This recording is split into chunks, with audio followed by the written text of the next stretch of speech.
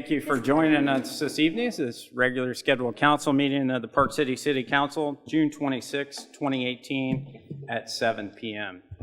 Daniela, would you call the roll? John Leonard. George Glover. Here. Ben Salceda. Here. Melvin Kerr. Here. Tom Jones. Here. George Capps. Here. Randy Bailey. Here. Jim Schrader. Here. A quorum is present, Your Honor. Thank you. Tonight, Pastor Jerry Winkler is going to lead in the invocation, and Councilman Capps is going to lead in the pledge. If everybody please stand. I'd be honored if you all join me in prayer. God, we pause now on choice and on purpose. Too often, sometimes we look to the right or the left and we vilify the opposite, and instead we pause now to look up. Not everyone would seek your help, but I think we're all humble enough to admit that we are blessed and we have much to be thankful for and usually much to do. We need wisdom to choose well, kindness as we work together, and thankful hearts that realize how blessed we truly are. We give you thanks. Thank you for these who serve publicly, who serve our community. Thank you for those who defend and protect us here and abroad. Pray that you would protect and watch over them. We also ask that you would honor these requests. We lift them up in the name of the one that you gave who would bring abundant life and forgiveness. In the name of Jesus Christ, we ask these things. Amen. Amen. I pledge allegiance to the flag of the United States of America and to the republic for which it stands, one nation, under God, indivisible, with liberty and justice for all. Thank you. You may be seated. The next item on the agenda is approval of the agenda. George? Yeah, I'll make a motion to approve the agenda. And Jim? And I second that. Not seeing any further discussion. All those in favor signify by saying aye. Aye. Opposed? And that motion passes 7-0. Rick, do you have anything for me?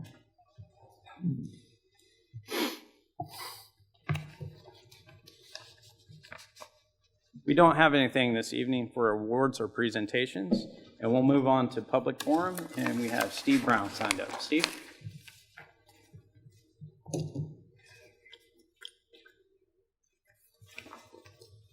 Good evening. This is my final update before the 4th of July, so I'm happy to be speaking to everybody this evening. Everything is good to go with the event. We're funded, we're insured, we're everything.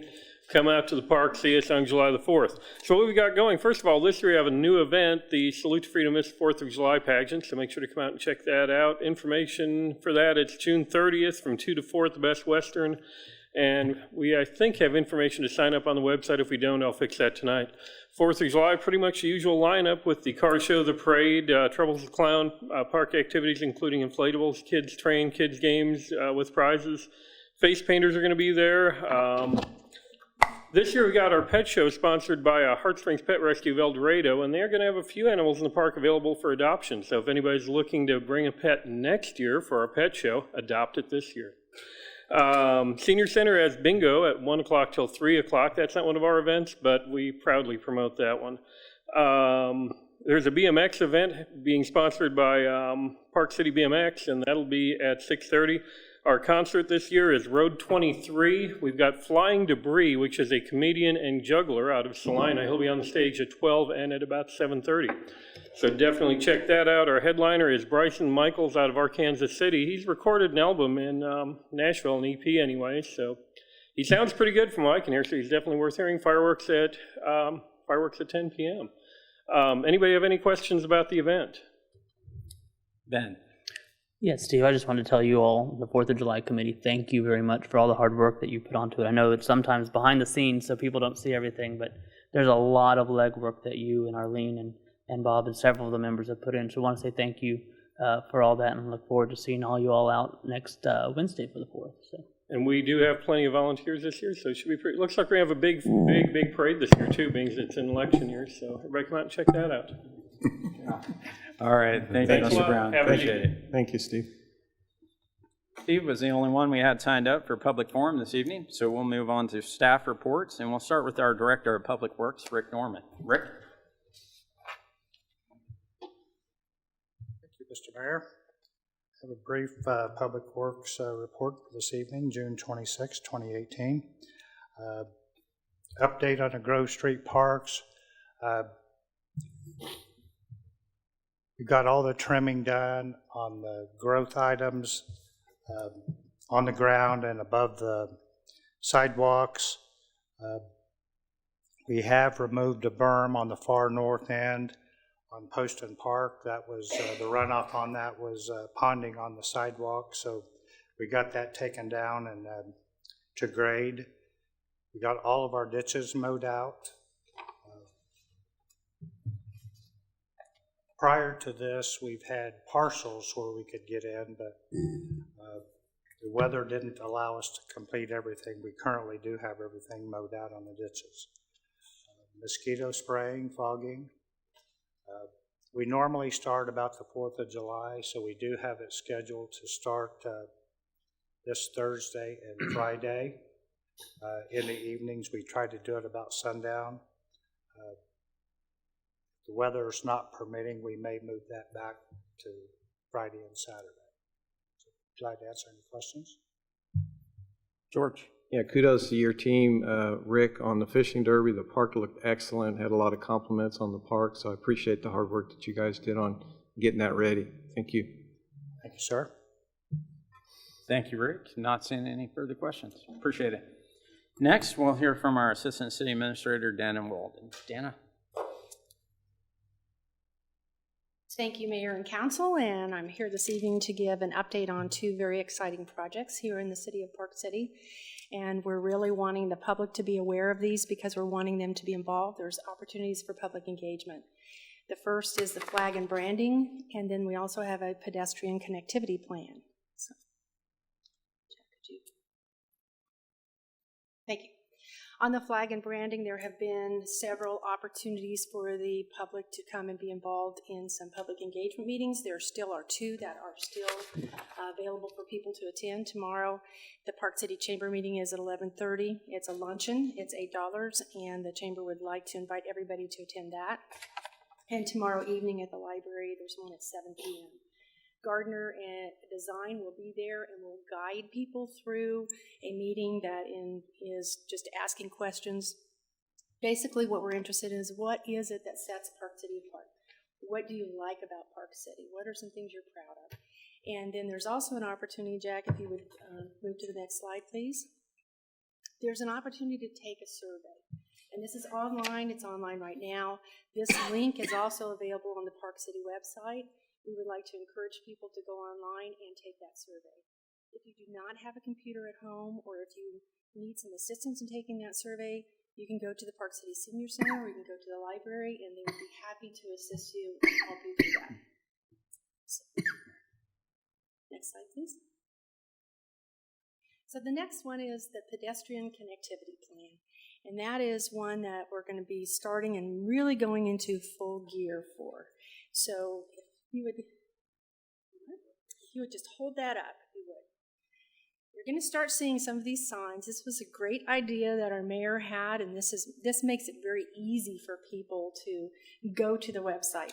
If you have a phone that has a QR reader, and I'm holding my phone up, and if you'd hold that up, there's a QR code right on here, and you can just do this, and if you'd go to the next slide, please. It's going to take you directly to the website, and this is a website that has been created. That's good. I won't make you stand there and hold that up, Rick, but thank you very much. And thank you to our Public Works Department who will be putting these signs out. You'll start seeing them very soon. They'll be available for you, and we'll be moving them around in places where there are sidewalks and parks, because once again, we want people to really get involved with this. And it's an opportunity for you to say, where are some things that are missing? Where would we like to see sidewalks? Where would we like to connect? How can we connect to other communities? We want to make Park City very active. And we were really fortunate that we received a grant from this, from Wichita Metropolitan Area Planning Department. So this is something that we're able to go through this and put together a plan. So this is your website that you're going to see. Once again, if you go to the Park City website, it's going to tell you how to get to this as well. And on this, you're going to be able to take the survey. The survey is already up. It's ready. It's available for you to take. In addition to that, there are maps where you can go on, and you can look at where we currently have bike paths, where you can, say some things that you'd like to see. And then There's going to be a public engagement piece to this as well, where there will be public meetings that you can come to. The kickoff and open house will be on July 25th at the library. So I would like to take any questions that the council may have at this point. I just want to add a couple of things real quick. It's just important that we get the kickoff meeting communicated well, because it was originally scheduled to be here at the administration building, but the court docket has been pretty heavy lately, and we felt that there was going to be a high amount of traffic. So the library was kind enough to offer that space for us. One of my concepts behind the signs was to engage with people that are out currently using our walking paths. Most people are out and they have their mobile devices that have these QR codes, and it makes it very easy while they're out listening to music on those paths to engage that, because sometimes asking people to come to meetings is challenging for our families. So I wanted to get the survey out into the public and make it very easy for them to engage with it. The host was kind enough, Taylor was kind enough to come out and do an article on it, so I'm looking forward to that. But really, the infrastructure in the parks should be the backbone of what we're working on, is improving those parks. Those are the one things that we have control over that we can make great within the city. Does anybody have any questions for Dana? George. Well, I don't know if it's a question or not. I'm curious, they're talking about things we need. You know, I don't know how much it costs to put a crosswalk across a 4-lane highway. But we definitely need one somewhere in there, because you either got to cross it at 61st and Hydraulic, or the next place is down by pretty close to Spangles. And, you know, people cross all the time. I was telling you, I about got hit the other day. And it's pretty bad when you're walking across the street with a white cane that you have to use, and somebody almost hits you. And I could tell there was no one coming either way on 61st Street. This car come up on East Park View, just rolled through the stop sign, and they came awful close to me. And it's like pedestrians are prey. You know, I've had people complain to me about how motor vehicles are treating pedestrians in this town, and I tell you what, a deal like that is just wrong, and there needs to be some crosswalks in there somewhere to where people can cross and be safe to cross without getting run down. And that's a great thing, because during our first meeting with the sidewalk committee, one of the things we discussed was safety. Safety is a big part of this plan that we put together, that we make sure we make safe paths for people to cross. Thank you, George. Well, I can tell you, I never fully realized it till I lost some of my ability, and then it really comes home. And, you know, it just blows my mind that people are that callous. And that is something on the survey that's online. It's a very nice survey that includes pictures and things. And one of the things that we're really needing to hear is what would make you feel comfortable.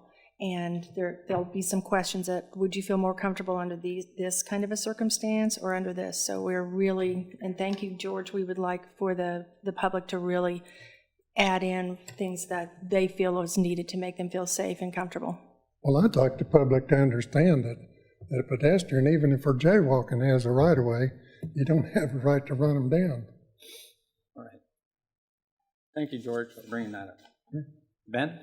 Yeah, just want to say thank you, Dana. Sorry for all the work. I with answered the, lots of things, I Ben, know. so. Well, I've been called a few things myself too that I answer to. But thank you for all the work with the flag branding. That's one of those. I know it's kind of been my pet thing here, kind of just getting involved with it. But I want to encourage everyone out there watching or here in the audience tonight, make sure to go online, do that survey there for the flag branding as they get that finished up and wrapped up in the next couple of weeks. And then I happened to find the survey already for the Active Park City and happened to do it there. And you're right, it's very thorough, gives you quite a few options on what you like and don't like, or what makes you feel comfortable and don't feel comfortable. So there's a lot of good opportunities to be involved. That's what's going to help make Park City grow in a great way is just by public engagement and involvement. So just want to encourage you all, take one of these two, or both of them actually. But thank you, Dana. Thank you. Don't have any further questions. Appreciate it, Dan. Thank you. Next, real quick, I'd want to hear from the chief on, I think you got a 4th of July phone number to point out, and then we'll go to Lynn. Thank you, Mr. Mayor. Each year, for the last several years, Sedgwick County 911 Communications has asked the public to try to use an alternate phone number other than 911 to make fireworks complaints. And things kind of came to a head. If those of you who remember, several years ago, there was a major accident that happened, and people couldn't call in and report it because the phone lines were tied up with fireworks complaints. And so this year, the number will be the same as it's been in the past, and that's 290-1011. 290-1011. And starting June 30th and going through July 4, they will staff that line from 6 p.m. to 2:30 a.m. So 6 p.m. to 2:30 a.m. If folks have fireworks complaints, they ask that they would use that phone number to make those complaints and leave 911 free for emergency purposes. Okay. So we appreciate the cooperation. You also have that on your Facebook page, and It's scheduled to run, and it'll be running here very shortly. So if anybody misses it, awesome. Yes. All right. Thank you very much, Chief. Thank you. Next, we'll hear from our library director, Lynn Warren. I know Lynn doesn't get the opportunity very much to come out here, and I want everybody to know, as a member of the library board, that there are a lot of great things going on that we have at library board meetings, and a lot of that is due to the hard work that Lynn does in the library. And I invited him here this evening so he could tell us some about that. Well, I appreciate you inviting me here. And I have some handouts for you. I apologize for them not being in your packet, but I didn't get them ready early enough. So those of you that haven't been to the library. Thank you, ma'am. Thank you, sir. Can get a quick rundown and a view of what it is we're doing over there. We currently, from January to the beginning of June, we're seeing 150 patrons a day, average. We now see over 200 a day, not counting when we see the kids on all of the days we're busy with Summer Reading Club. We think some of that's due to Valley Center's library being closed for about a month while they move into their new building. But I think 150 a day for our community our size is just really wonderful. We're getting excellent utilization out of the library. I could give you 15 pages of numbers that they wouldn't mean much to you, but I'll give you one or two that will actually should impress you a little bit.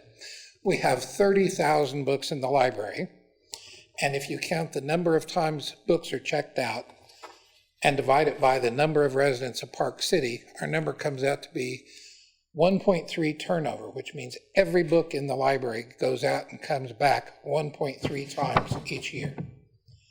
The average use by a patron is, by any member of the city, is 4.5.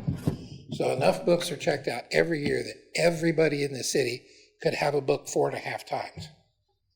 So it's just the value to the community is tremendous. We're currently running several concurrent programs. Our summer reading club is probably what's one of the best. Did we get any of my pictures over? Jack? This is one of our story times, believe it or not. These are the 3 to 5 year olds, and we probably had about 80 kids for that. We have that every Wednesday. So we're really busy everywhere we're at, anytime we have a function. This is Summer Reading Club. We have a Makey group. Makey is a little input device that hooks to the computer through the USB port, and it allows the kids to make different input sources.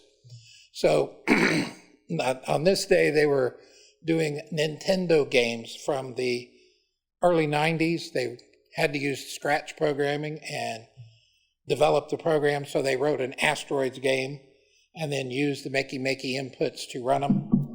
The week before, they made banana pianos so that they had a string of bananas laying out, and each time they touched a banana, it played a different note. So they're learning circuitry and electronics and programming and having fun. We have this set up with about 12 laptops and 12 Makeys. We got a grant from the Chamber of Commerce to buy the Makeys. They were about $700 for a dozen. Excuse me. Other things we have going on in Summer Reading Club, we have each week the children, this assignment, they have to read an hour every week. And they color in the sections. They have to attend the library program, complete the take-home activities, teach a friend or a family member your favorite nursery rhyme, just their assignment for the week, and complete the in-library activity. So their in-library activity this week is to make a friendship rock. So they get to paint these, and then we seal them up, and they take them and put them around either somewhere in the city or downtown or anywhere they want. People find them and they take pictures of them and post them to our website. If you're ever down at the Keeper of the Plains, you can't walk down the sidewalks there without seeing 30 or 40 or 50 of them. So they're having a ball with that. We probably painted 40 rocks today. Lots of fun for them. And each week they get a new packet. They have new things to do every week. And they have to read an hour every time. So if you look at this one, this lists all the activities they're doing every week. We're also doing for the families, we have a family challenge. And so we challenge each family to spend an hour to 3 hours every week off their screens so that they actually talk to each other and communicate and do things together. And so in your packet, you'll see this is a weekly assignment. And if they perform all those and turn them in, we'll have drawings at the end of the summer for them to do things. We also went around and talked to all of our restaurants who participated with us, and they give the kids an item off of their menu when we stamp it that they completed their stuff for the week. But the restaurant said, we'll make it tougher on the kids. I said, okay, there's only one of these for each kid. So their name goes on it. They have to keep track of it for the full 9 weeks. They lose it, too bad. So they're having tons of fun there. Let's see, what else is going on? Oh, we want to ask you all to participate in the Great American Read. And so if you look, you have a bingo sheet for the Great American Read. And on the back of it, PBS did a survey and came up with 100 of America's favorite books. And you need to read some of the books off this list to encourage you. We have a bingo you can play. I won't tell you, I haven't got a blackout yet, but I'm within 5 books of it. Then in September, we'll all vote again, and we'll come up with America's favorite book. And what surprised me was there are books in here that were written in the last 2 or 3 years. They're not just all classics. So that's nice. We also have an adult bingo game for Summer Reading Club, keeping everybody busy. So we're just really trying to keep everything going. And it works us hard. Did you have anything about the medallion hunt? I do. That's something else. Anybody have any questions about the library? All right, let me change. Go ahead, George. Yeah, Lynn, I just wanted to say the unplug and spending time with family, I think that's an awesome idea because, you know, everybody's busy being busy, so I appreciate the fact that you do that so families can interact with each other, also spend time with each other. I know growing up, we always spent time eating at the table. Anymore, everybody's so busy, they're doing their own thing and either on their phones or all these other things. So I appreciate the fact that you're teaching kids and families how to do that. Okay, Brandy? I just want to commend you, Lynn, on a job well done. Every time I go to the library, it's, you have a ton of kids, but that library is always clean. and well organized, and it's still put together. My daughter loves the library. Anytime we're off together and the library's open, that's one of the places she always wants to go. And so I appreciate all the activities you have for the kids. Okay. We appreciate hearing it. Tom?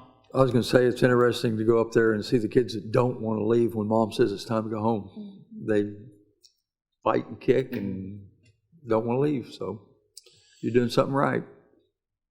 We try. Okay, change hats. I'm also treasurer for the chamber and got tasked with helping Brandy Bailey create a medallion hunt for the 4th of July festivities. And so we will have, starting on the 28th of June, clues of to where the medallion is hidden. They will be on the door of City Hall, on the door of Library, and on the door of one business each day. And there'll be a list. The clues are done and ready, and we're ready to roll. You can search for the medallion on public property. It will not be on private property. There's no reason to dig or hurt any private property. It won't be easy to find. And I've been told the clues are not easy enough by some people's thoughts. I thought they were pretty good. If you don't like them, somebody else can write them next year. So where did you say it was going to be again? Somewhere within the, how many square miles is Park City? Somewhere within the 9 square miles of Park City. All right, Brandy? I want to say that we started with Jack and asked him to help us get some clues, and so he gave us a good listing of clues. Then Lynn and I sat down and looked at him, and so we kind of went off Jack's clues and enhanced them. And I think it's going to be a lot of fun. And I don't know if Lynn mentions this, but there's a $250 cash prize for the winner of the medallion. So I hope it'll get people out and give you something fun to do. And they get to keep the medallion. Thank you once again, Lynn. I appreciate you taking your time to come here this evening and tell us about all the great things happening at the library. Okay. That was it for staff reports this evening, so we'll move on to the consent agenda. Do I have a motion? Jim? I move that we approve the consent agenda. George? I'll second that. All those in favor signify by saying aye. Aye. Opposed? And that motion passes 8-0. That brings us to new business under item A, which is considered the appointment of Kristen Walke to the Park and Recreation and Tree Board to fill a term ending May 31st, 2021. Kristen's here this evening if you want to wave. She currently serves and holds an elected position on the library board, and I've asked her to come on to the park board. She's got some really great leadership, and I think she will be a valuable asset to the park board. Tom? I'll make a motion we approve this appointment. And George? I'll second that. Okay. We have a motion and a second. All those in favor signify by saying aye. Aye. Opposed? And that motion passes 8-0. Thank you very much, Kristen. We appreciate your help. The next item on the agenda is item B, which is considered the BMX operational contract with Park City BMX with Tamara Heritage. Tamara? Hello, my name is Tamara Heritage. My address is 1749 North Parkdale, Wichita, Kansas. And I am here to let you guys know that I am the new operator out at Park City BMX. We have some great ideas in mind. We've been out there working hard over the last couple weeks. We've been mowing, trying to get the property all cleaned up, get the track back in shape for all the kids. We have made some flyers, and then I will also hand out the agreement that I have with USA BMX, that I am the new track operator out there.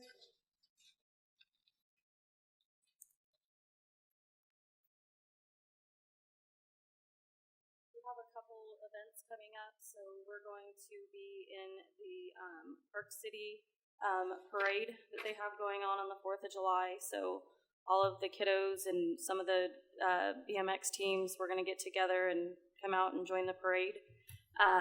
We also have on that day, we're also going to be doing a free Olympic BMX race. So anybody that's interested in trying it out, it's free, so there's no charge to anyone. Also, we have our state race, which is on July 7th. That is going to be, what are the signups? 9:30 to 11. You will have to have a USA BMX membership to be a part of that race. So I know I've been working with Tamara over the last few weeks, kind of expressing some of our concern with the way the track's been operated in the past and maintained. She's been very enthusiastic, put together a board, and I believe that's your board that's here with you this evening. Yes. And they have been actively involved. The track looks much better than what it has in a very long time from the highway. It looks very good. It's exciting to see that you already have a state event put together. So had Doug kind of clean up the contract that we previously had with the prior operator that walked away. And Tamara and her team are ready to take this on. Yes, and we also have on August 11th, we're going to be having another race for leukemia. So it's a fundraiser, and so kind of help out with, helping fund them, and, so it'll be a fun event also. And I know one thing you invited me to was Taco Tuesdays. Oh, yes, we did a Taco Tuesday last Tuesday. It was a pretty big hit. People loved it. So unfortunately, we weren't able to do our practice on Tuesday because of the rain, but we're hoping for Thursday. And we're going to do a pulled pork night. So come on out, check us out. We'll have good food. I know I was able to go out that evening. It was a happening place. There was a lot of things going on in the park. The baseball diamonds were full, and the BMX track was packed. And I didn't even have the opportunity to come find you because there were so many people out there. Ben? Well, Tamara, I want to say thank you for all the work that you guys are putting in there. I sound like a broken record tonight saying thank you to everyone, but we do appreciate it. I wish I would have known it was Taco Tuesday last Tuesday, or I would have been out there. Have another one. Okay, great. Like If I would have us on known, our I would have Facebook been there. page. I'm all about tacos, and I'm a little sad they're not here tonight. But and then thank you very much for the leukemia event. That's issue personal. So I appreciate you all doing that there. I just wanted you to know that I appreciate it. Our family does. Okay, Tom? I read something not very long ago that the National Association is looking at moving to Tulsa. That is correct. Is that going to help this area, or I would hope so. I would hope so. as far as events and stuff? I would hope so. I mean, we have some pretty good big goals in mind also. My number one goal, and I'm pretty persistent, is, I want a national here. We're a national family. We travel along with all of our board. We travel all over the United States, and so, we kind of know what our track needs and, where we need to be to bring that here. And, I'm setting myself maybe a little short, but I'm looking at the 2-year mark, so that's my goal, and I'm working with USA BMX, pretty frequently, and he knows that's my goal, and so that's what Yeah, I'm very excited to already see a state event, and then also the aspirations of having a national event, which is something that we've been talked about, and we've put a lot of money towards that track. It's exciting to have a group of individuals excited about the track that's went out there and has really made a strong effort in taking care of that.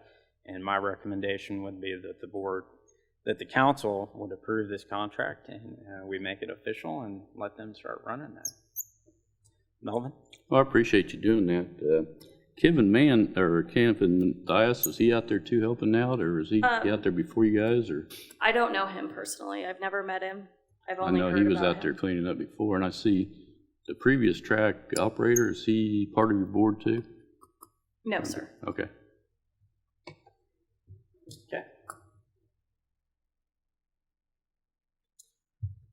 Ben? Yeah, I'd like to make a motion here that we approve the contract here. And Jim? And I would second that as well.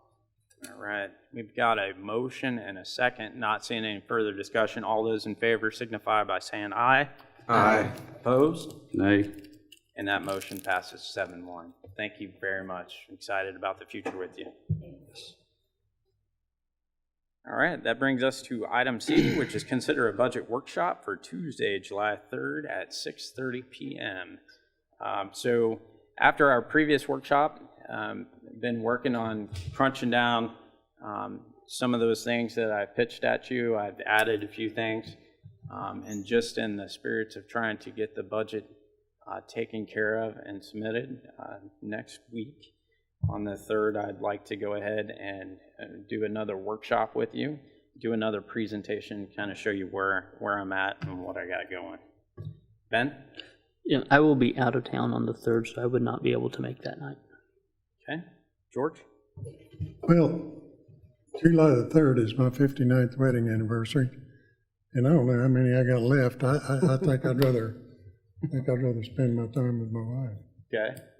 How's everybody else's July 3rd looking? Brandy? Being a part of the 4th of July committee, we have a lot that we're gonna try to get done that evening. So it'd be pushing it unless we could move it up to an earlier time during the day, but I don't know how that would work with other members. Okay. Jim? I'm available. But not earlier in the day, I'll be at work. Ben? Is there a way that we could either move to the 2nd or the 5th or 6th? I know the 6th gets on a Friday, but maybe the Thursday. Anybody else? Better for me. Work for me. I gotta look at the calendar here. So Thursday, Daniela, do you have the calendar? Is any room taken? Is it a court night? Yeah. We have the training room available. I do know that docket is very big, and I think there are 70 people on there for that night. I doubt, even though that space is available. Lynn? We could use the library? Okay. All right, I'm good with that. If we want to do Thursday, 6:30 at the library. Tom, did you have anything to add to that? Yeah, I have a question. Are we going to have the numbers from the county and stuff back start Yes. yet, or are we going to be going We have into a everything. void? Okay. We have everything. Lynn, the only thing I need is I have a PowerPoint presentation. Will you be able to set me up with the screen? Can we use that small room? 6:30? Is it the 6th? Huh? Is it Okay. the 6th? Is it 6:30? Yes. I know. What's time? 6 at 6:30. On the 6th at 6:30. Okay. So we just moved the date back. 5th. It's the 5th. The 5th. Sorry. I'm Thursday the 5th At 6:30. at the library.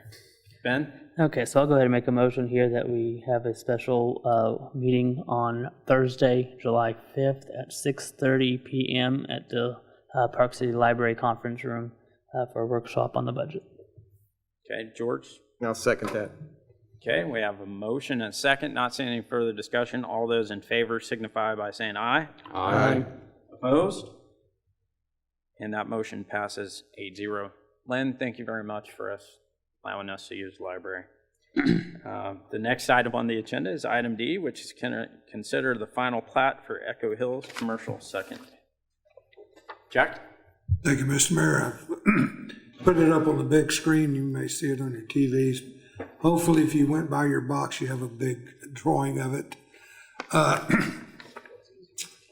couple years ago, we platted the east side next to the interstate. This finishes out the site. The Planning Commission has reviewed this. It meets all Park City requirements for a plat, and they recommend to the council that you approve this plat. If there's any questions, I'll try to answer you. The engineer is also here with Bachman Company if there's any question I can't answer. All right. So this has already went through the planning and zoning. So this has been approved, and this just comes to the council for a final approval. Melvin? I make a motion we approve the plat as it is. And Tom? I'll second it. And Ben? Sure, I do have one question only because I'm not familiar with the original plat. What all are some of the differences here that we've done? Is it basically the same? Okay, so we just basically changed the lots. So, okay, that was just my question. I'm just not familiar with that first one. Melvin? Had one question there, Jack. Yeah. The people that's interested in those two big lots, are they happy with this plat, or Sorry. are they happy They're with the plat? waiting on the approval of it so they can go forward. If you I don't mean- approve this, you will kill the deal. Well, I know, but I know there's a second one that was, They, another entity is interested in the site. They need to get with the developer, and they're working with that individual. They just need to sit down and position themselves on the site. okay, I didn't know if they was happy with the idea of it or not. Lot 2 is already promised Yeah. to a local business and is ready to move in once you approve the plat. Okay, thanks. Okay, we have a motion and a second. Not seeing any further discussion. All those in favor signify by saying aye. Aye. Opposed? And that motion passes 8-0. That brings us to 7-0. 7-0, that's right, John. Sorry about that. It's all right, thank you. That brings us to item E, which is a discussion around the city housing incentive. So as we were working through the budget, one of the things that kind of popped up on the radar is the home incentive that we've been doing.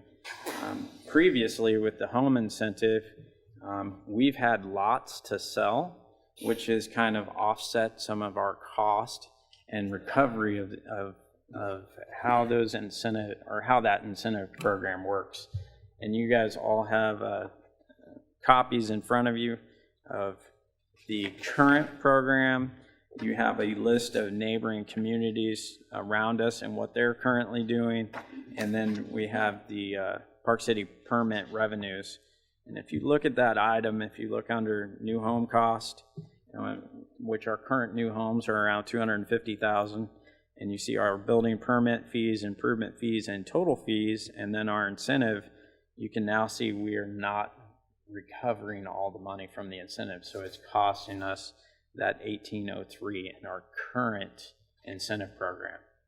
So we had budgeted $56,000 in incentive, and so far for the month of June, we have sold 18 houses, and we are $81,000 paid out in incentive, which most of that money is recovered through those fees, but now we're starting to see a negative balance happen because we no longer have the asset of a lot that we're selling. So my recommendation is that we review what we're currently doing, restructure that,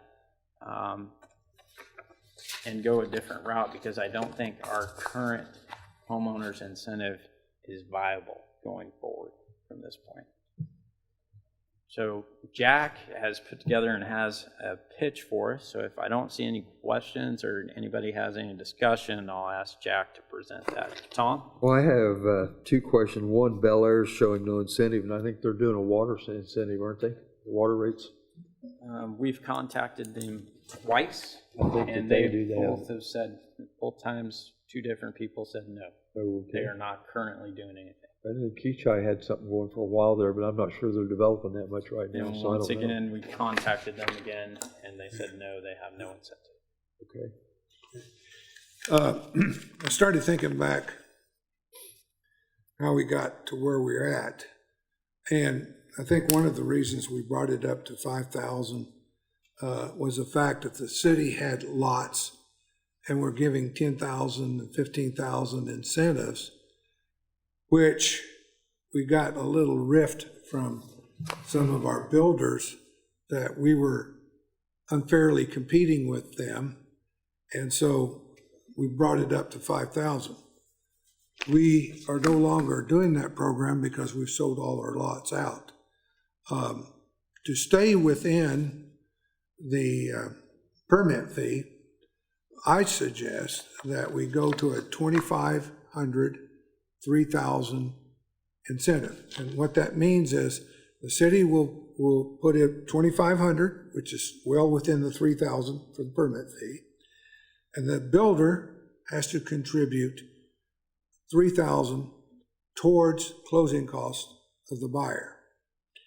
Now, under the old program, the buyer had three choices. One, get a reduction in the cost of the house, which a builder could do the old trick about increasing it and then reducing it falsely. We didn't like that very well either. Also, they could have some item that they could add to the home equal to the $5,000. Well, what they set as the price and what it actually cost them could be a little different. So, in talking to the mayor, you know, we decided that they would have to contribute that towards closing costs. That's a very solid thing. They can't manipulate that. And that would give us a $5,500 total incentive package. Now, this was similar in cost to what Mays and some of the other cities were doing by the time you look at their tax abatements, but it takes 5 years in which to capture that. Most people need the money at closing to either put down on the property or to buy furniture or whatever. And that $2,500 goes a long ways to enticing them to build a house in Park City. Also, we also gave an incentive for people leasing a home of $2,500. Whether or not you still want to contribute that or not,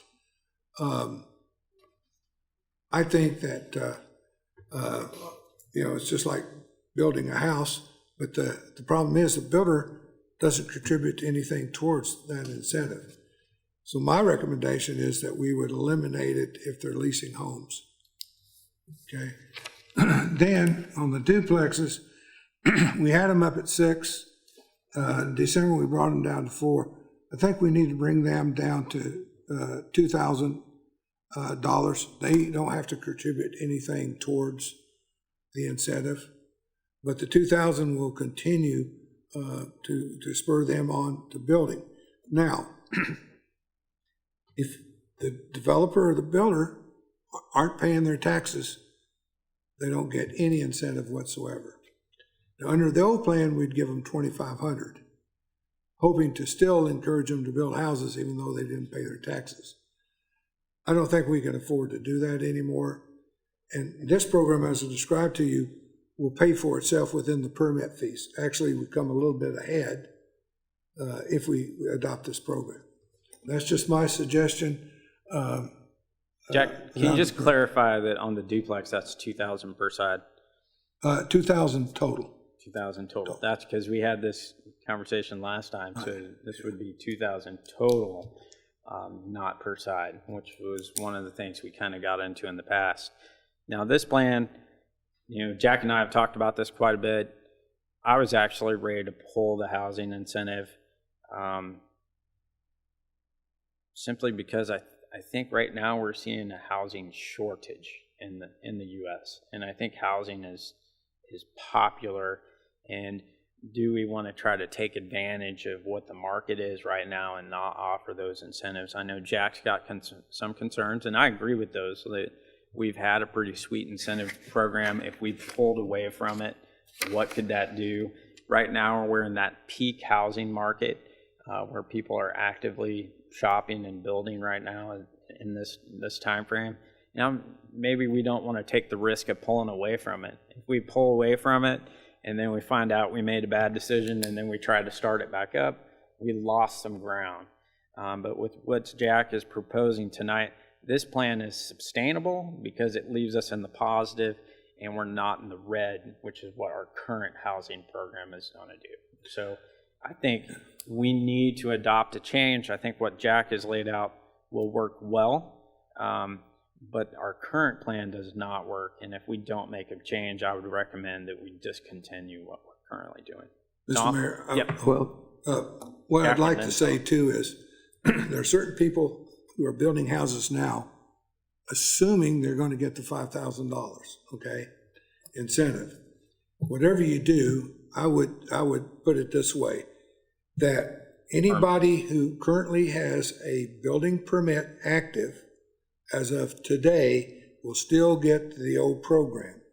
Anybody pulling a permit after today will come under the new program. Absolutely. And we try this program and then reevaluate it at the end of December like we have in the past.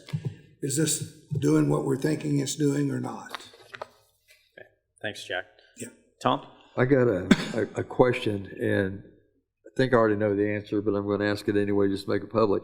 When we're looking at Mays giving 100% property tax abatement, we're looking at Valley Center, that's only the city portion, because they can't rebate something they don't control. So that's just the city taxes.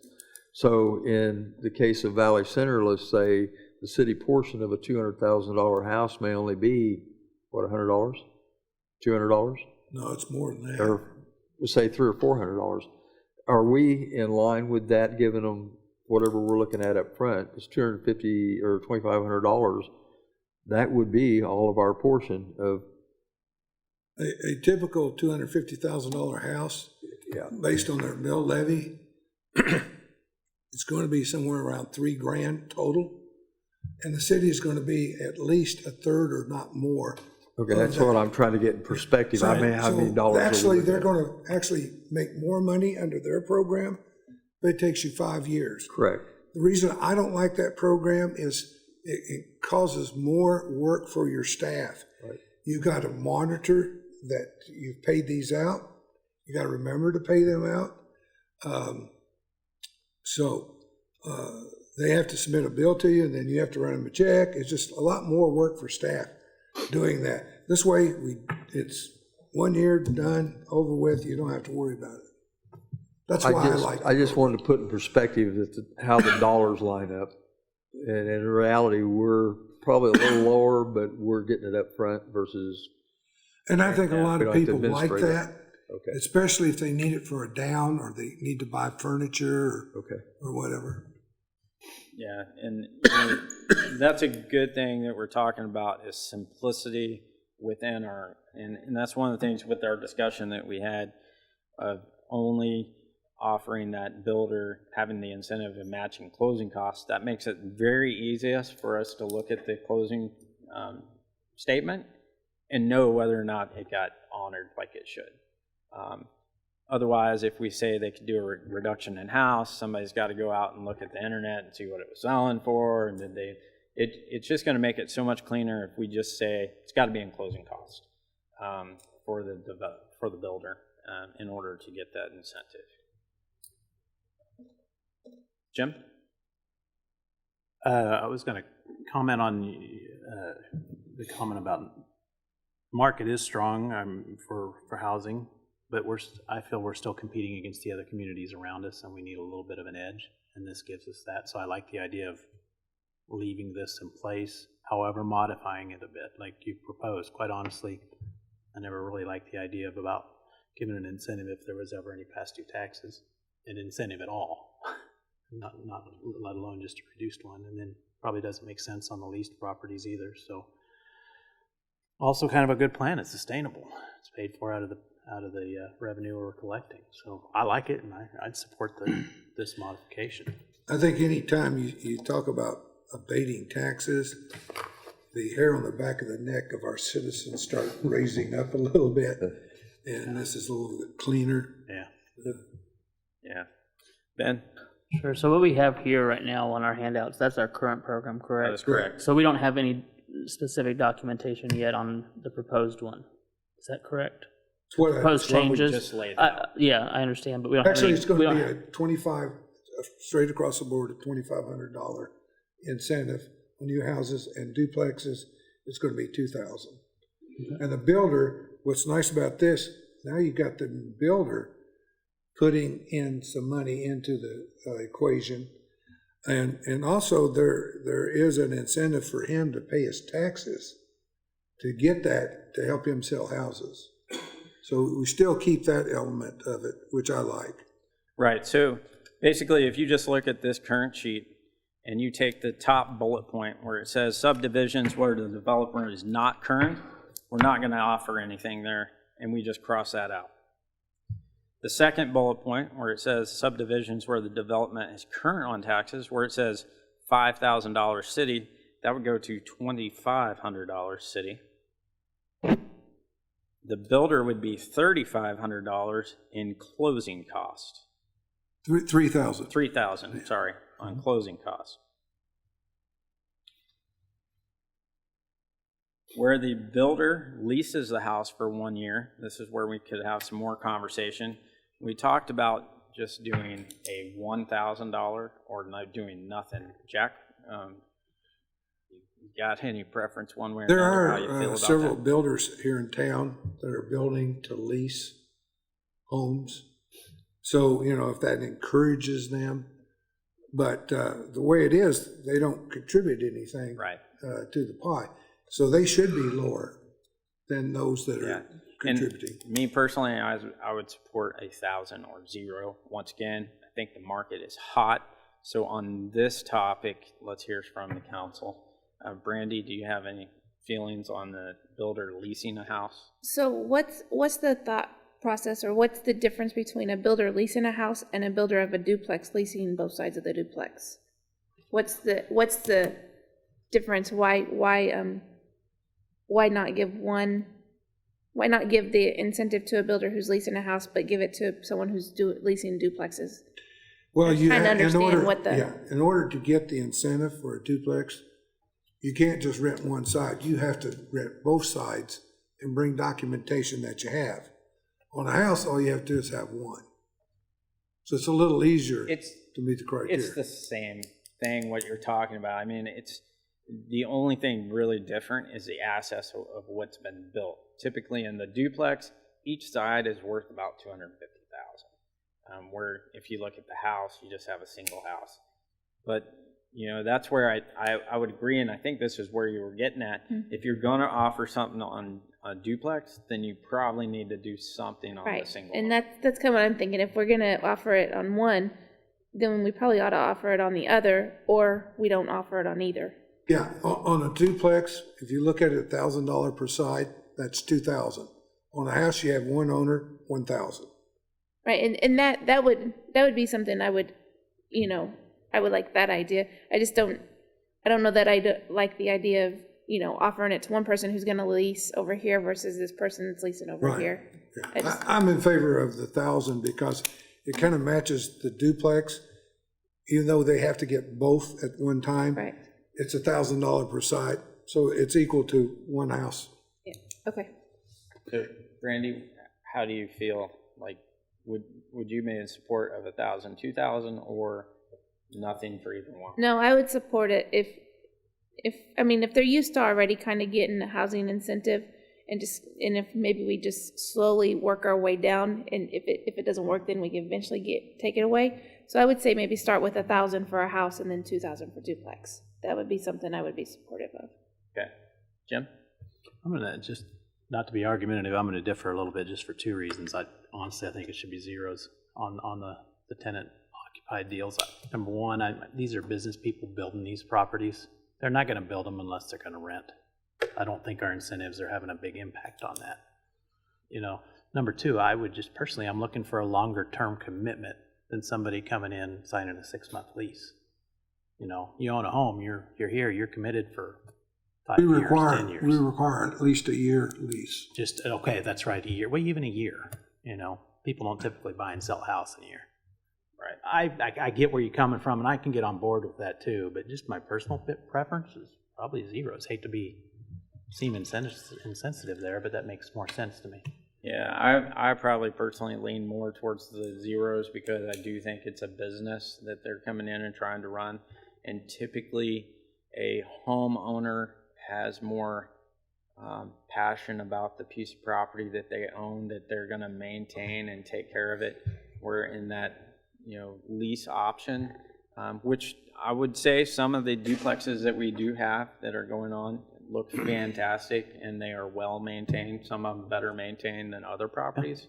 But once again, I think the housing market is in high demand right now, and I think we could capitalize on some dollars if we didn't offer incentive in the lease option. So, does anybody else have any comments on the lease? Ben? Sure. What are other cities doing here that we've reached out to concerning the lease options?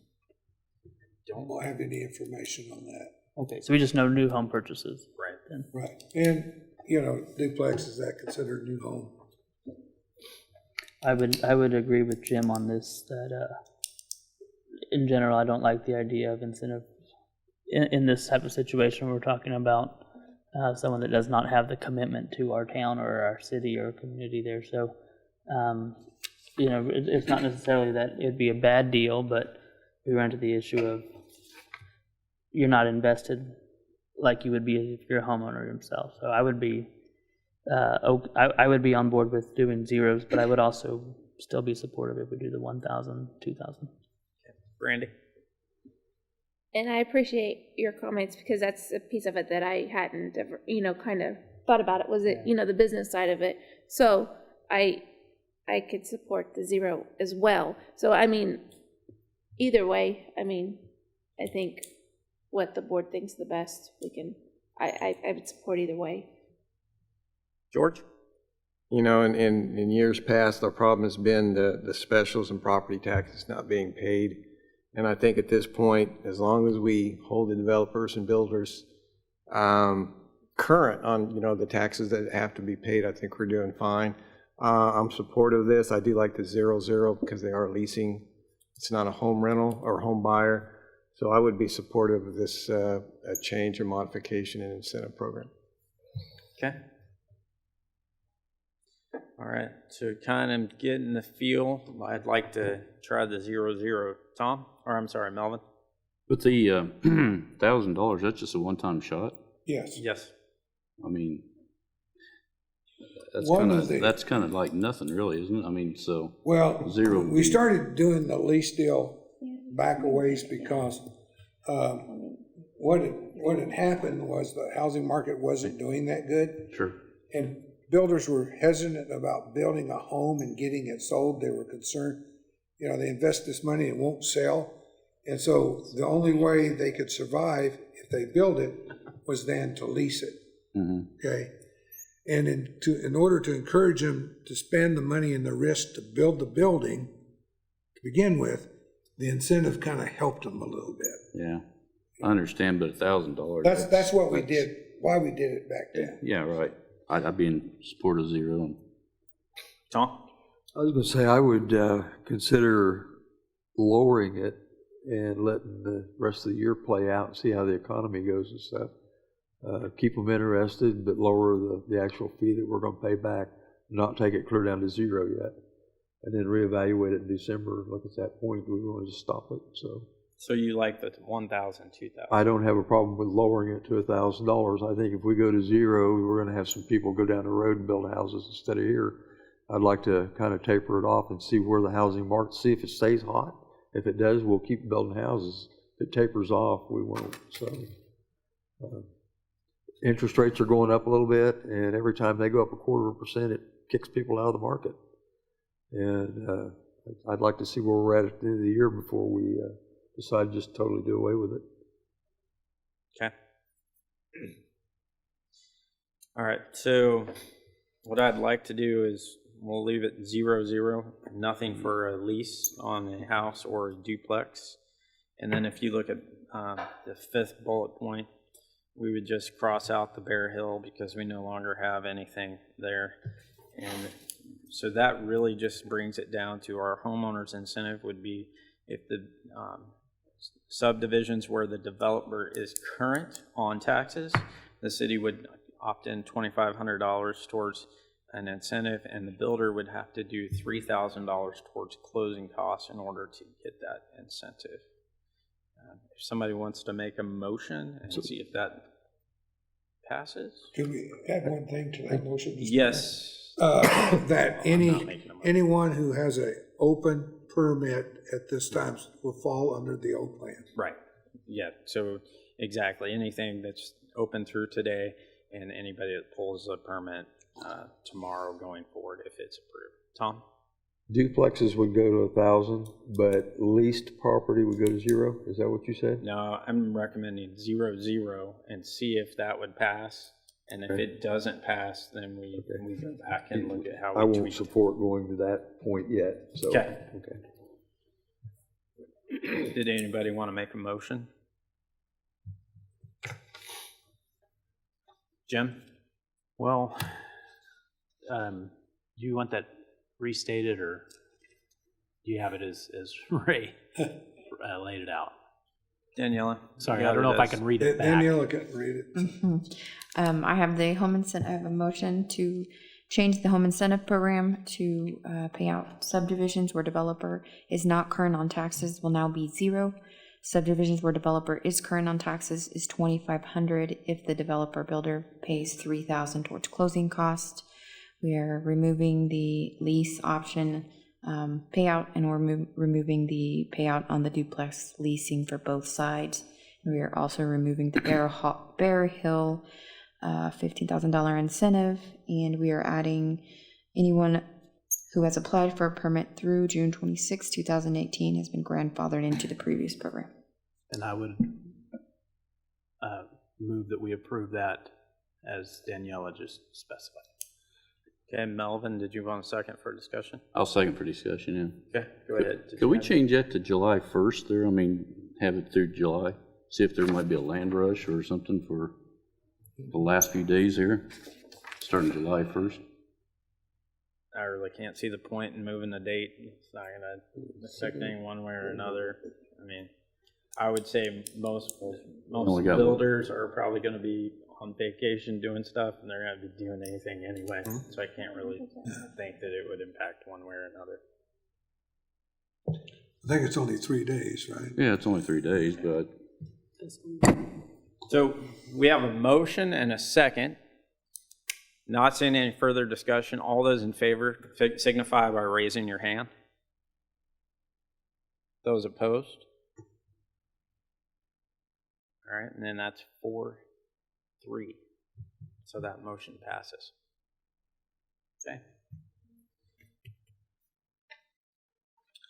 And that will bring us to item F, which is consider bids for Prairie Hills Phase 5. Jack? Okay. And where is the spreadsheet? In the spreadsheet. We had some real good bids on this project. We had, let me see. Let's see, 1, 2, 3, 4, 6 bids. They were very competitive. The lowest bid was Wilkes at $61,525.15, and that's for water mains, sanitary sewer, and storm sewer. I would recommend that you select the lowest bidder. Okay.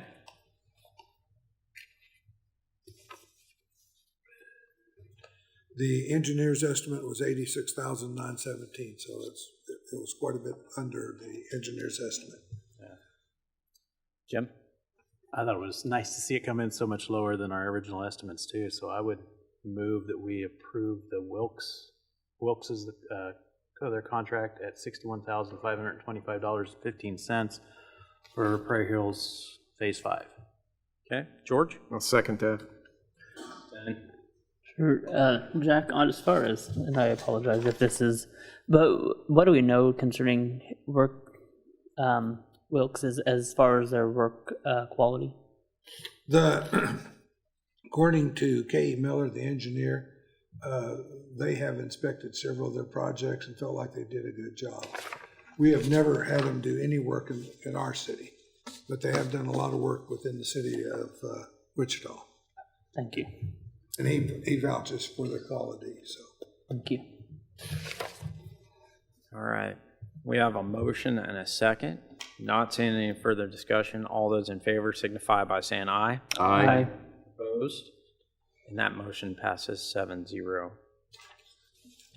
The next item on the agenda is item G, which is consider a charter ordinance exempting the city from the provisions in KSA 14-205, which require non-elected officers of the city to be residents of the city. Doug, did you want to take the lead? Yes, Mayor and Council, this is a charter ordinance, so it would require 6 votes of the governing body, and under the statute for charter ordinances, the governing body includes the council and the mayor. And then most of you may know, a charter ordinance, if adopted, then is required to be published twice and then have a waiting period of 61 days within which a petition can be filed.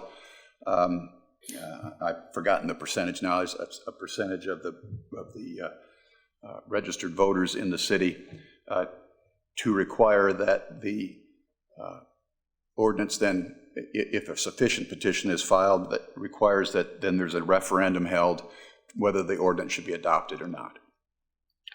This specific charter ordinance deals with KSA 14205, and that state statute for second-class cities provides generally that, with the exception of a city attorney, a municipal judge, or law enforcement officers, all officers appointed in a second-class city should be residents of the city.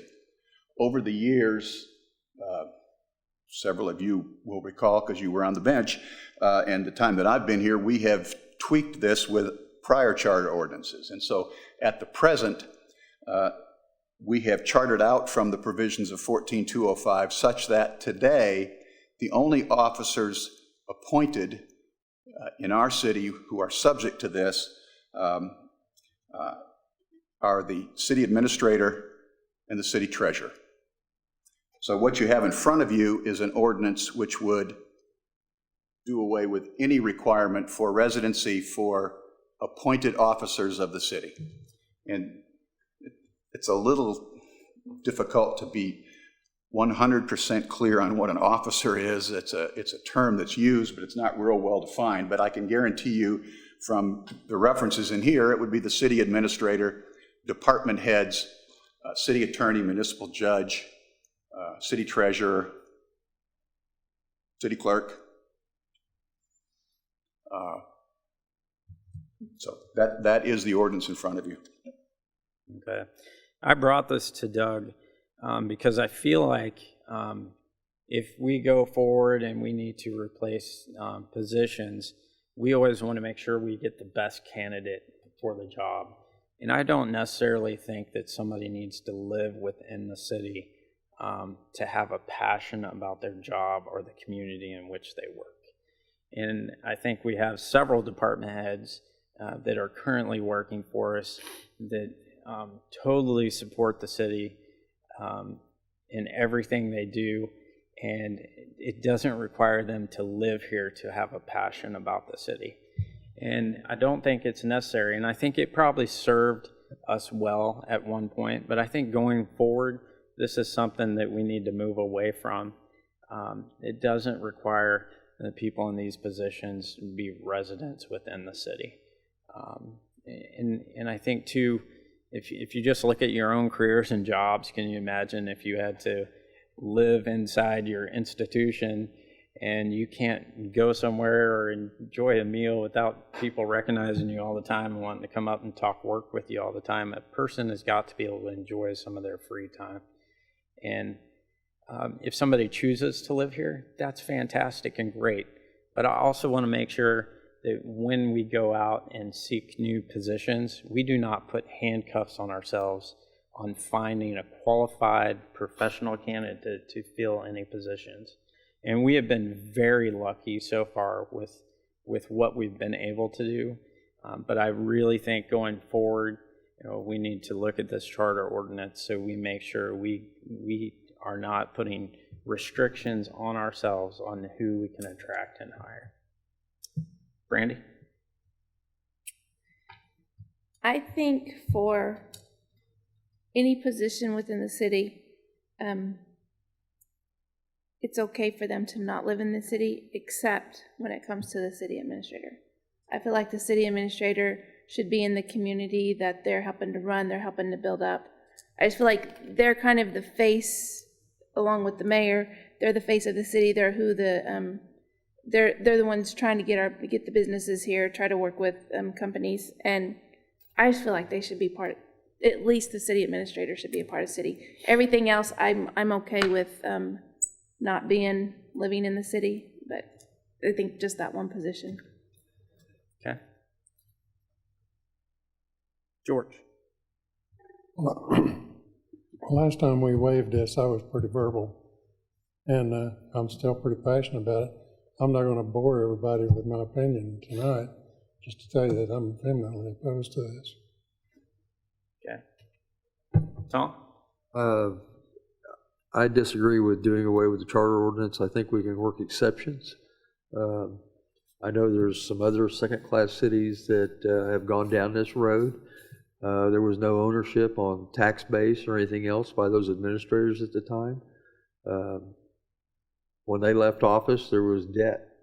The people that were left had to carry, and they're still carrying it. And I don't want to put ourselves in that situation. If the person lives in town, they're a little more accountable.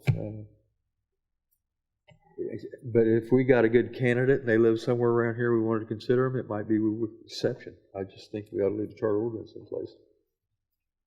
I don't think you can talk out of both sides. Well, you either have to say. I no, understand. I'm here. opposed to changing it. Yeah. Okay. Then you just have to say that you I agree will be they opposed. need to stay here. Okay.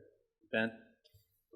I agree here. I am also opposed to changing the charter ordinance when it comes to the city administrator, just for the simple fact that, you know, they do handle the day-to-day business and operations of our city, and it does take a special investment there that does come with being a citizen of your community for that. So I would definitely be opposed to changing it as a whole or removing the ordinance there, with the exception of being, if there was, the one way I would be okay with keeping the ordinance would be as if there's any way to put any type of, and I don't know if this is, Doug, so you'll have to give us the opinion on there, a 1 year, 2 year period of time to move into the city where they're going to live at, or where they're going to be the administrator at. If that's not a possibility, then I would be completely opposed.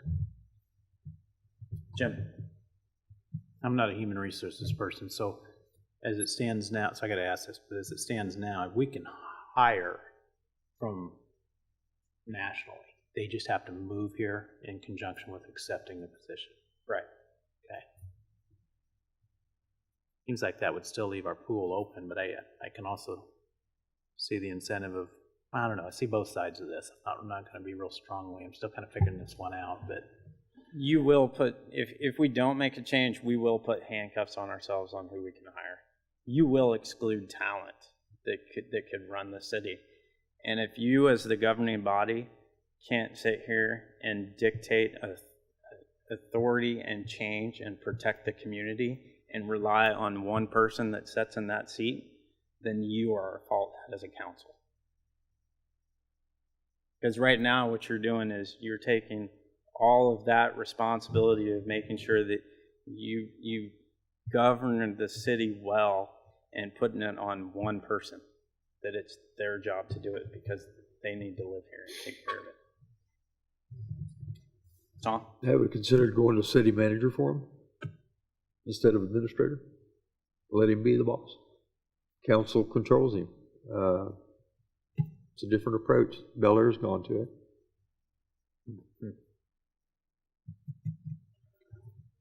Okay. Well, I don't, Ben? I would again say that people have moved several locations for job openings and opportunities that come available.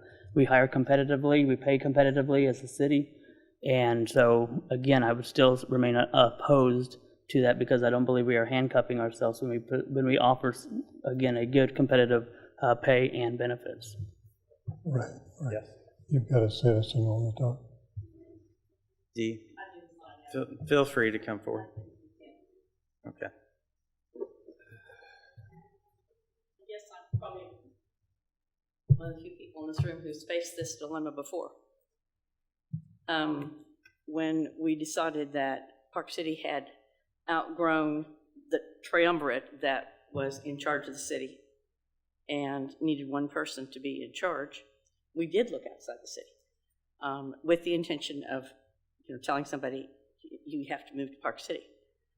And even then, the talent pool in this area, and if you bring someone in from outside, they're never going to understand the relationships within the county, the relationships, in the city, the culture of South Central Kansas. If you have to bring somebody in from, say, Northeast Kansas or Oklahoma or, from somewhere else, there are things they're not going to grasp. And it's a tough decision. We were really, really fortunate that we had the logical candidates sitting in an office right down the hall from mine. And obviously that was a pretty good decision. I tend, you know, at the time that we brought Doug in, we brought Dana in, we brought Bill Edwards in, now you have Phil, all people from out of town, because we looked for the best possible talent, the best people who could do the job. So I would love for somebody to be living in Park City right now that would be, you know, the kind of administrator that Jack has been, someone whose heart and soul and life have been in this community. You're not going to find it. There's only one Jack Whitson, and you're not going to find another one like him. So it seems to me that the best thing you can do is to find the best person, see if you can talk him or her into moving into Park City. Give this person an incentive. Make it sound like the best thing in the world. But I think I agree with the mayor that you'd be handcuffing yourself. It's so critical to find the best people. And I think you're looking at some of the best people right here who have Park City's best interest at heart. And as far as Tom's concerned about the money thing, it's a professional position. Right. You know, if a man comes in here or a woman comes in here, they're going to have an advanced degree, they're going to have experience, and they're probably going to be looking for moving up. And you want somebody that wants to move up. That person isn't going to leave us in debt, because that would kill their next job, and they'd lose this one. Anyway, that's my opinion. Thank you, what's worth. George? Well, Dee brought up Bill Edwards, and I remember Bill talking to me, and he did buy a house. So, you know, he talked to me before he done that, and you know, I told him that he should come to the council and ask for a waiver, but he didn't do that. He followed what the city required, and he bought a house and came to Park City. He lived here. Well, yeah, but when he came here as chief of police, he bought a house and became a part of this community. And I remember going to different chili suppers and stuff, and Bill and his wife would be there. They became part of this community. But I would say this, what I would like to see us do is be consistent. Either do it or don't do it. What we're doing is, I consider it Mickey Mouse. We give a waiver to this person, we don't to this person. Bill Edwards never got one. And, you know, why aren't we just consistent and stop this? It's what's good for this one, not good for this one. You know, it's to me, it's ridiculous. And that's really what I'm asking for, George. We have department heads that are valuable team members of this community. They put their A game every day and come here and bust their chops and care about the community. And but I'll guarantee you, I was under the requirement to live here. And I guarantee you, I lived here, I shopped here, I love this community, and I had people come to my house, and I know Jack has too, and sometimes I had to be forceful and tell them about my office hours, but I stood the heat in the kitchen, and that comes when you live in the community you're serving. Absolutely. You catch the heat in the kitchen. You got to go to the store and shop, you're going to have people come at you. But if you want the job, that's the heat in the kitchen. Gotcha. Jim? Let me restate what I said before, because some of the conversations confused me here. The code as it is now, is it saying we can only hire from people that already live here? No. We could hire somebody from outside, but they were required to move here in those two positions as it stands. And that's what we have now. And what we're talking about changing it to is we can hire them from anywhere, and they can live anywhere. Right. So let's say we had a qualified candidate that lived in Northeast County, and let's say they had something that had been passed down in their family for generations that they live on. You would be telling that person that you have to give that up and move here. I mean, to hold that position. And if that person was unwilling to, then you don't get the best qualified candidate. You have to choose somebody else because they can move here. That would be the determining factor as it stands now. And we've been very lucky, but we're never going to find another Jack, and we're never going to find another George. Well, George, Jack and I are dinosaurs. We're the last two of the old garden. Right. Well, I want to facilitate getting the best people here. Kind of also get, and I'm a terrible fence rider on this, but I kind of get why people want them to live here too. Yeah. Okay. Thanks for answering my question. Yeah, George? Yeah, I do like the fact that with Jack being a resident of Park City, I do like that fact, but sometimes you got to look at the greater picture, and it's always the best qualified applicant. In the League of Municipalities, they have ads in there in the back where they go out all over the place, not just in that area, to get the best qualified applicant. So I think we got to look outside the box. I would like resident Park City, but I think at this point, with everything that's going on, we need to look at the best qualified applicant. That person's going to be a professional. That person's going to know what's going on as far as the job that they're getting invested in and coming to Park City. So I would be supportive of that notion to the best qualified applicant. And the one thing I would say too, part of whatever compensation package we come up, we could make a sweet incentive for somebody to move here and try to lure that person here. But if that person has ties, or maybe their spouse is, so close to their job that they don't want to disrupt them and give that person a commute, then you are putting handcuffs. You can say you're not, but you are. You're restricting the person that you can hire when you do this.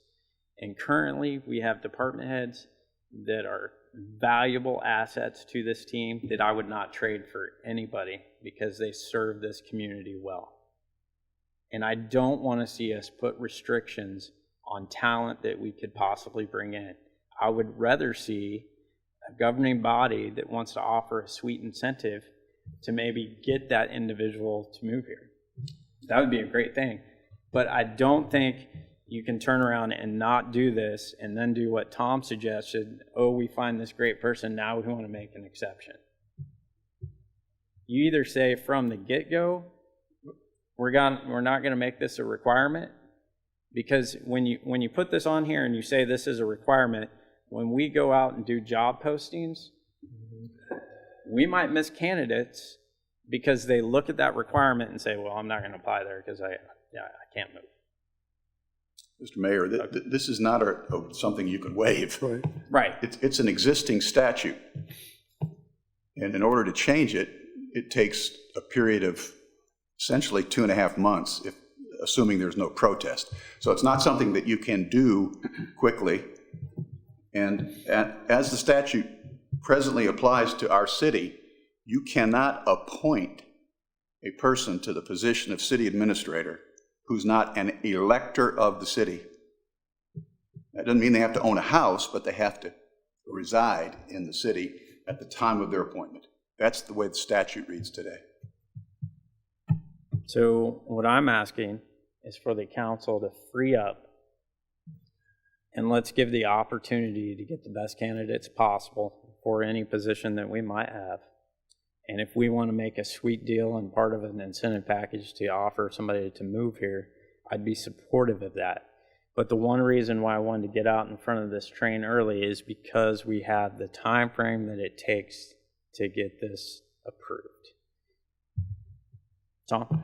I'd just like to say, and without all the facts and stuff, was kind of ad-libbing up here with my thing before, but there's a difference if you go out and you have applicants come in and they're currently living in the Sedgwick County area versus if they're in Kansas City or Oklahoma or somewhere and they come in and they're a viable candidate and they're going to be moving. I would really not be happy hiring a city administrator that moved into Wichita or Valley Center or Bel Air.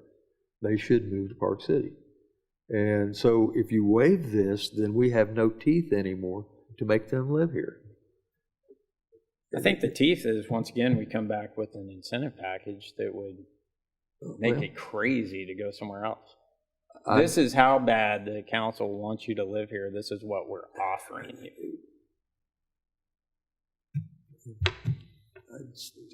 Okay. George? Ray, I could work with you on that, because the last thing I want, I know you got to do this, and the last thing I want to do is see your hands tied. I don't. I want you, if you go out to pick somebody, I want you to get the best one. But I got to agree with Tom. You hire someone from, say, western Kansas, and they move to Valley Center and come over here to work. That would make me mad. I would agree with that. That would torque me off. And I would say to try to alleviate that fear, that the governing body comes up with a package that would support the move here within the community. Well, it's not right that your hands be tied trying to hire someone. I understand that. Okay.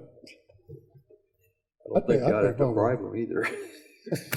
I think we need some kind of guarantee that if we hire someone from out of town, that they don't move to Bel Air or Valley Center and come here and work. I don't see how they could have, if they did that, I don't see how they could have a good working relationship with this council. And that's the point. You're their boss. So if they don't do what you want, you can tell them that they don't have a job anymore. You know, again, it's like the taxes that Dee talked about. You're not hiring somebody and giving them the keys to the kingdom. You still are the people who operate the city and direct the city administrator. And if the city administrator is hired and does something that upsets the city council, then there's quite a history of that happening in this area and throughout the state. They don't work next week. 5 votes and they're done. So there's a way to handle that, is what my point. Okay. Jim? I'm glad you brought up the incentive conversation, because it was on my mind. I just didn't know if it was appropriate to discuss. I mean, not without getting into any specifics. Obviously, we'll discuss that at a later time. But I like the incentive idea. That's market-based. It allows applicants to be incentivized to live here. You know, they're going to make. We're all driven by a paycheck. And I'm kind of thinking just some type of lump sum to help with moving expenses if you move within the city. But if you had other plans, then that would not be it. We want to do it. With that added piece to it, and listening to all of this discussion, yeah, you've convinced me. I'd support changing the ordinance. Okay, Brandy. So since this is state statute, so if we make a change, that's where it gets published, and then we can essentially override the statute. That's correct. That's what a charter ordinance does. Okay, so could we do something maybe where if we find an ideal candidate that already presently lives in Sedgwick County, in the county, they can remain in the county, but we would offer an incentive to entice them to move into the city. Now, if they're coming from Kansas City, Newton, somewhere outside of Sedgwick County, they have to move to within the city limits. Instead of into the county area, they have to move directly to the city. Yeah. Because like what Tom said, I don't, if we're bringing someone in from the outside, because I want to go out and get the best candidate, but if they're living on the outside of the county, I don't want them moving to Keachai or to Valley Center. I would like them to be in the city. But if they're already within the county structure, I wouldn't limit us to the county, because you could have somebody, let's say, that lives in Harvey County.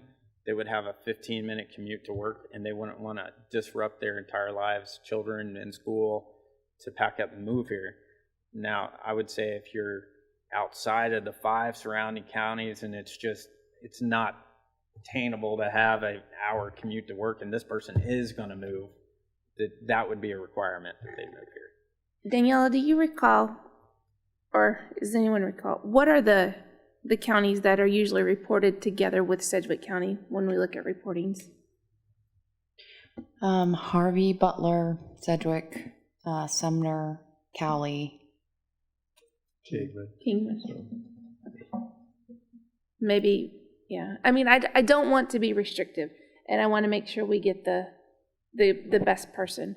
But if they're coming from, a distance, I would like them to move to Park City, not to Wichita. And my suggestion is that's not it's not a good place to put that in the charter ordinance. Right. But that certainly can be a policy that you announce when you put this job out and announce to candidates. Absolutely. You have the total ability to set those sorts of restrictions. This just does away with that one restriction, which is a total it disqualifies somebody who is not a resident of the city. Right.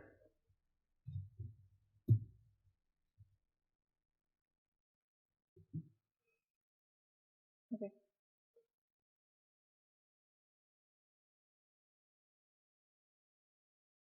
So if there's not a motion on this.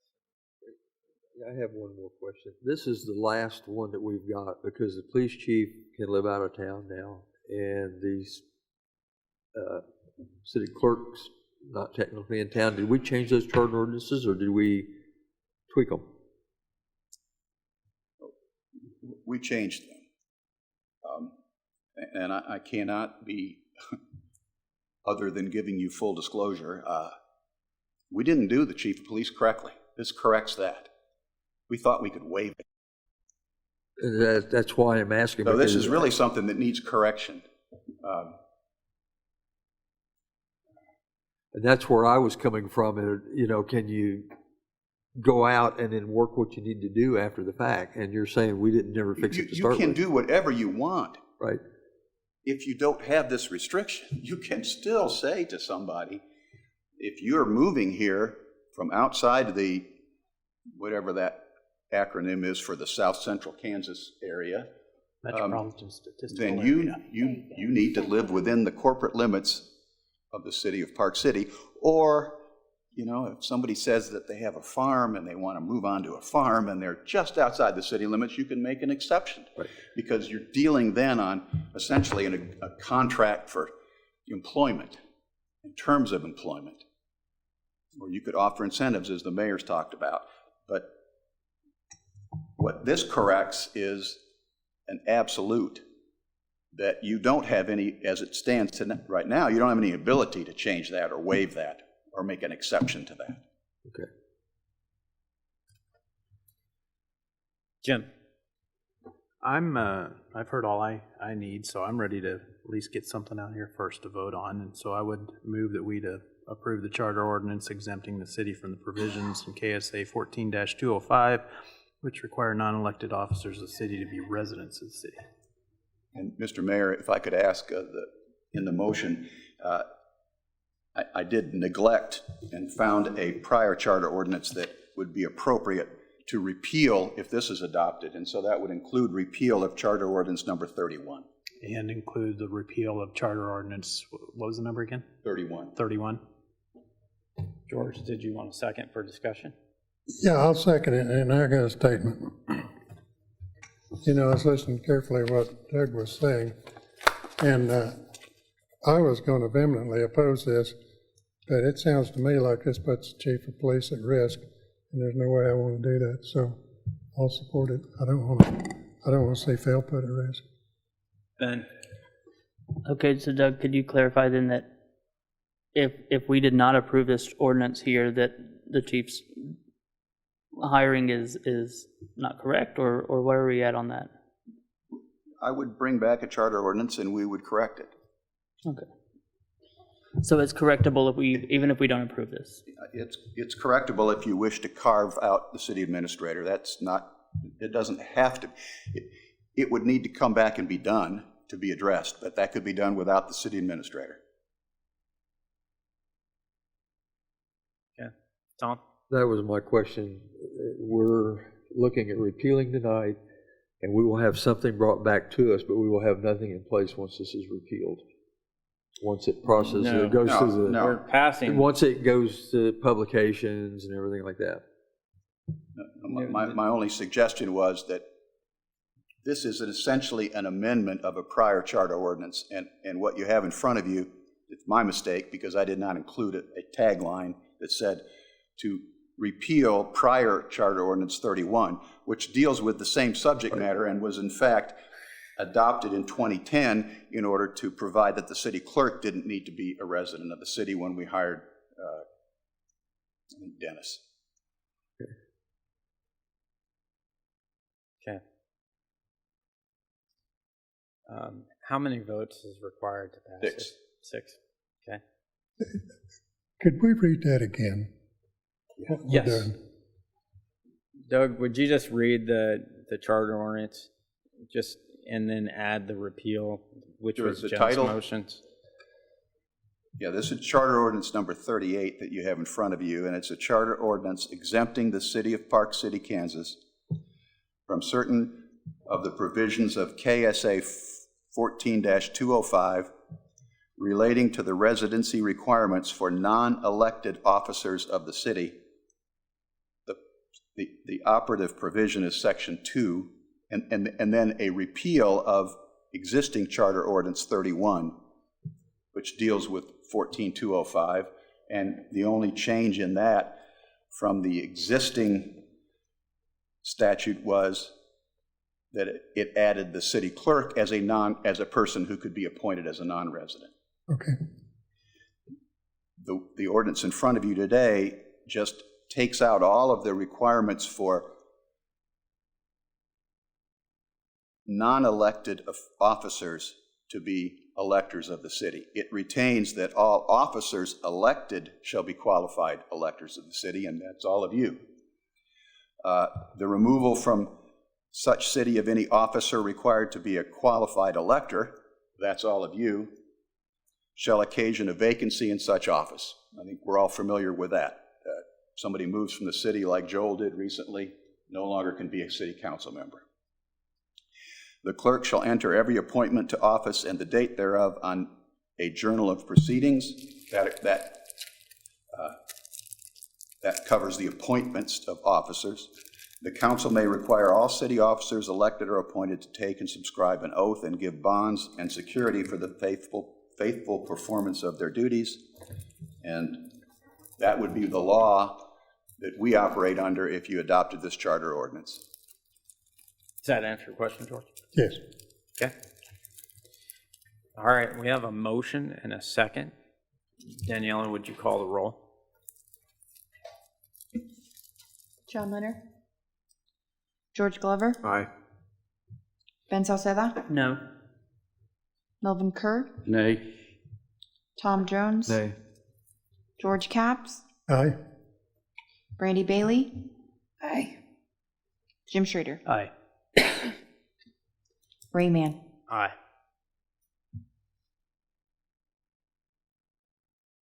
So that only gets us 5, so that would fail. And we will move on to item H, which is an executive session for personnel matters of non-elected personnel. And that would include our HR manager and assistant city administrator and our city attorney. Dana, how much time do you think we need? 15 minutes? 15 minutes? Is there a motion? I'll make a motion. Okay, Jim, and then Melvin. I'll second it. All those in favor signify by saying aye. Aye. Opposed? And the time is 8:44. George, you got that? He didn't say. He didn't say. Where's that?